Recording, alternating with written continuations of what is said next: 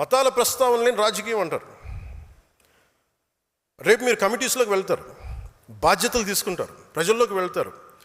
ఆ సమయంలో సమాజంలో ఉన్న సమస్యలను పూర్తిగా అర్థం చేసుకుని ఆ భావజాలను ముందుకు తీసుకెళ్లాల్సిన బాధ్యత మీకు అర్థం కాకపోతే ఇబ్బంది అవుతుంది. మనం స్పష్టంగా చెప్పాల్సింది ఒకటే, ఎవరు దైవాన్ని వాళ్ళు ఆరాధించండి, మీ దేవుని మీరు ఆరాధించండి. మీరు ఇస్లాం అయితే ఇస్లాంని ఆరాధించండి, మీ ఎవరి ధర్మాన్ని వారు పాటించండి. కానీ మిగతా మతాలకు గౌరవం ఇవ్వండి. ఇఫ్ యు ఆర్ హిందూ, మీరు బాగా మీరు ఆరాధించుకోండి. ఇస్లాం గౌరవం ఇవ్వండి, క్రిస్టియానిటీ గౌరవం ఇవ్వండి, జైనిజం గౌరవం, ఏ దానికైనా గౌరవం ఇవ్వండి. కానీ మత ఘర్షణ అలా గౌరవించుకుంటే మత ఘర్షణకు అవకాశం ఉండదు. అది నిజమైన సెక్యులర్ భావన. అది మతాల ప్రస్తావన లేని సమాజానికి అది పునాది అవుద్ది. అంతేగాని నాకు చిరాకైంది ఏంటంటే అపీజ్మెంట్ పాలిటిక్స్. నేను ఒక క్యాప్ పెట్టుకొని నేను ఇలా మాట్లాడితే నాకు ముస్లిం సోదరులు ఓటేస్తాను, నేను నమ్మను. నేను బేసి ఎందుకంటే అసలు అత్తిసేద్దాం అంటే ఈరోజు మనకి షాన్వాజ్ అనే ఒక ఆడబిడ్డ మన ఎక్కడ రాయలసీమ నుంచి ఎక్కడ కర్నూలు నుంచో ఉమానంలో చిక్కుకుపోతే ఆవిడే హిందూ కాదే, ఆవిడ హింసించింది కూడా అక్కడ లోకల్లో ఉండే ముస్లిం బిజినెస్ మ్యానే. మన అలాంటి లేదు మన సమాజంలో, మనం అలా చూపించాం. అందుకని ఈ అపీజ్మెంట్ పాలిటిక్స్ అనేది జనసేన తీసుకోదు. ఒక తప్పుని తప్పుగానే చెప్తుంది. ఒక హిందూ చేయండి, ముస్లిం చేయండి, క్రిస్టియన్ చేయండి, మీరు ఒక తప్పుని మీరు ఖచ్చితంగా ఈ తప్పుని చెప్పకపోతే తప్పు చేసిన వాళ్ళు అవుతారు. అందుకని appeasement politics is a big no for Janasena.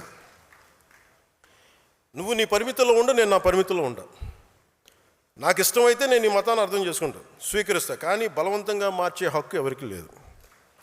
డబ్బులు ఇచ్చి మోసం చేసి బలహీనతలను ఉపయోగించుకొని మత మార్పిడులు సరైనది కాదు. ప్రతి వ్యక్తికి తన ధర్మం గొప్పదే, దాన్ని నేను ఎక్కడా కాదనడం లేదు. ఈ దేశం అన్ని మతాలని గౌరవించే సంస్కృతితో ఎదిగింది. పర్షియన్లు ఈ దేశంకి వచ్చినప్పుడు మీరు ఎలా ఉంటారు, మీరు బయట వాళ్ళు అంటే మేము పాలలో పంచదారలో కలిసిపోతాం. ఎలా ఉంటారంటే ఆయన ఒక పాలు తెమ్మని చెప్పి చిన్న పంచదార వేసి ఇలా కలిసిపోతాం, మరింత రుచి ఎక్కువ బాగుంటుంది మాతో ఉంటుంటే. మేము ఎక్కువ కలిసిపోయే వ్యక్తులను తప్ప మేము విడిగా ఉండే వ్యక్తులం కాదని చెప్పారు. ఈ దేశాన్ని మరింత మధురంగా చేస్తామని చెప్పారు. అందుకే ఈ దేశం వారిని ఆదరించింది. శ్రీకృష్ణదేవరాయల కాలంలో అరబ్ వ్యాపారులు గుర్రాలు అమ్మడానికి వచ్చి మాకు ప్రార్థనా స్థలం లేదు అని అడిగితే ఆయన మస్జిదులు నిర్మించి ప్రార్థనలు చేసుకునే అవకాశం కల్పించారు. ఎందుకంటే ఈ దేశ సంస్కృతికి ఇన్సెక్యూరిటీ, అభద్రతా భావం లేదు. ఈ దేశం ఎప్పుడు ఇతర మతాలకి భయపడదు, మీ ధర్మాన్ని మీరు పాటించండి అని స్థానం ఇచ్చే మహోన్నత సనాతన ధర్మం ఇది. ఆ సహనాన్ని బలహీనతగా భావించి ఆ సంస్కృతిని మేము చంపేస్తాం, ఆ సనాతన ధర్మాన్ని నలిపేస్తాం, నశింపజేస్తాం అంటే అది మీరు ఈ నేల స్వభావాన్ని అర్థం చేసుకోకపోవటమే. ఎన్నికల సమయంలో కొంతమంది బొట్లు పెట్టుకుని ఆలయాలు తిరుగుతారు. సనాతన ధర్మంపై దాడులు జరిగినప్పుడు మటుకు మేము సనాతన ధర్మాన్ని నిర్మూలిస్తామని బహిరంగ మాట్లాడతారు. ఎవరైనా అంటే మీరు ఎన్నికల సమయంలో అసలు ఒక్కరు మాట్లాడరు, అప్పుడు మాట్లాడరు సనాతన ధర్మం గురించి. ఎందుకంటే ఓట్లు పోతాయి. అయిపోగానే మొత్తం పదవుల్లోకి వెళ్ళిపోయి అసెంబ్లీలోకి వెళ్ళగానే ఇప్పుడు మాట్లాడతారు మళ్ళీ. లేదు, సనాతన ధర్మం అనేది వేల ఏళ్ల నాగరికత. అది హిందూ సనాతన ధర్మ is a self correcting mechanism. ఇది ఒకడు స్థాపించింది కాదు, ఒక వ్యక్తి స్థాపించింది కాదు, అది అనాదిగా జరుగుతుంది. It has a self correcting దాంట్లో తప్పులు ఉన్నాయి, తప్పులు కరెక్ట్ చేసుకుంటూ వెళ్తుంది. అంతేగాని కూర్చోబెట్టి గిరిగీసుకుని ఇంతే అని చెప్పి ఒక ఫిక్స్డ్ రూల్ లేదు. అందువల్ల సనాతన ధర్మాన్ని మీరు నశింప చేయలేరు. అంటే ఇది ఈ సందర్భాన్ని పెట్టుకొని అంటే మీకు ఎందుకు చెప్తున్నానంటే, ఇది మీరు అందరూ అనుకుంటారు కదా నేను ఎందుకు ఇంత బలంగా మాట్లాడుతానని. అంటే ఈ సందర్భాన్ని నేను దీన్ని అర్థం చేసుకొని మీకు తెలియజేస్తాను. చాలామందికి మహానుభావులకి సనాతన ధర్మాన్ని తిట్టే మహానుభావులందరికీ అంటే మీకు భారతీయుడు చెప్తే నచ్చదు కదా. ఎక్కడో జర్మనీలో ఉండే ఒక ప్రొఫెసర్లో లేదంటే కూర్చోబెట్టి అక్కడ కూర్చొని ఒక షోపెన్హావర్ లాంటి ఒక జర్మన్ ఫిలాసఫర్ చెప్తే మీకు అర్థం అవుతుంది. కనీసం సనాతన ధర్మం గురించి ఆయన ఏం చెప్పారు మీకు తెలియజేస్తాను. The fruit of the highest Vedas, the fruit of the highest human knowledge and wisdom, the kernel of which has finally come to us in the Upanishads and as the greatest gift to the 19th century.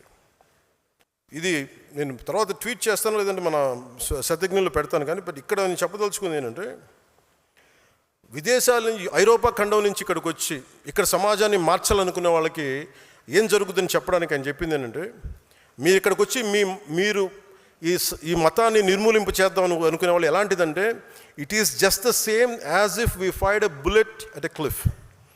In India our religions will never at any time take route.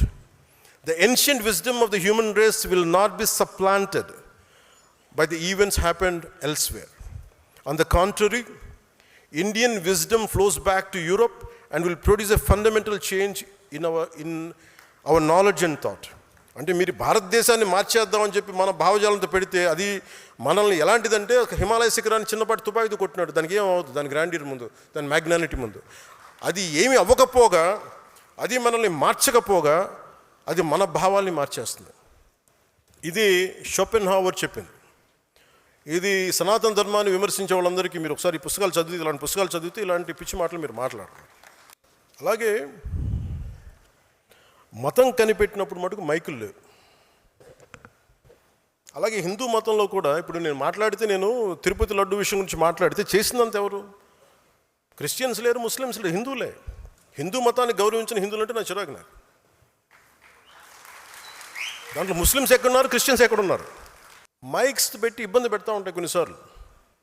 మన కాకినాడలో కూడా చూస్తూ ఉంటే వినాయక చవితికి పాటలు ఏంటి అనుకుంటున్నారు? నవ్వుతా. వినాయకుడి పాటలు పెట్టట్లా, అబ్బని తీని దెబ్బ ఇలాంటి పాటలు పెడుతున్నారు. అంటే మనం ఎంత గౌరవిస్తున్నాం చూడండి. మిగతా మతాలను చూసి నేర్చుకోవాలి కదా, ఇస్లాంని చూసి హిందువులు నేర్చుకోవాలి కదా. వాళ్ళు అలాంటి పాటలు పెడతారా? ఎప్పుడు కూడా మీ మతాన్ని ఎవరన్నా వెటకారం చేస్తున్నారు, పరిహసిస్తున్నారంటే ఫస్ట్ తప్పు మనలో ఉంటుంది. ఫస్ట్ అది హిందువులు అది కరెక్ట్ చేసుకోవాలి. అలాగే మతాలు పుట్టినప్పుడు మైకులు పుట్టల. ఈ మధ్యన గొడవలు వచ్చేస్తూ ఉన్నాయి. ఇలాంటి అవకాశాలు మీకు మీ మీ బాధ్యతలు మీకు వస్తాయి, భవిష్యత్తులో వచ్చేస్తాయి. మీకు మైకులు పెట్టి పెద్ద పెద్ద సౌండ్ ఉన్నప్పుడు శబ్ద కాలుష్యం ఉంటుంది. ఇలాంటి అంశాలు వచ్చినప్పుడు గొడవలు పెట్టే వాళ్ళతోటి గొడవలు ఇచ్చి మీరు ప్రజలకు అర్థమయ్యేలా వివరించండి. కొన్నిసార్లు కోపాలు వస్తాయి, కోపతాపాలు ఉంటాయి, భయపడకుండా మాట్లాడండి. నేనైతే అలాగే మాట్లాడతాను. ఎందుకంటే ఈ దేశంలో ఓట్ల కోసం అప్పీస్మెంట్ రాజకీయాలు చెయ్యం, జనసేన చేయదు. We don't do appeasement politics. ఇది జనసేన ఆదేశిక సూత్రంగా మీరందరూ గుర్తుంచుకోవాలి.